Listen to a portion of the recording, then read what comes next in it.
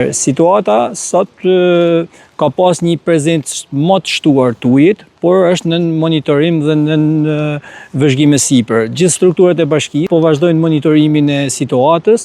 Është një kërkesë e drejtuar emergjencave civile dhe rezervave të shtetit për të ardhur në ndihmë të banorëve, të cilët kanë këtë prezencë, sikur thash, të ujit dhe me depozitimin e tyre po fillon edhe shpërndarja pranë banorëve. Komplet aparati shtetëror i emergjencave është nga dishmëri të plot për përballimin e kësaj situate. Si shikohet, janë forcat e armatosura, emergjencat civile, por edhe rezervat e shtetit, cilat kanë sjell një ngarkesë me pak ndihmë shoqërore për familjet nevojë. Aktualisht jemi në njësinë administrative ana e Malit, zona e Obotit, e cila ka pasur edhe pjesën më të madhe të sipërfaqes të mbytur me ujë.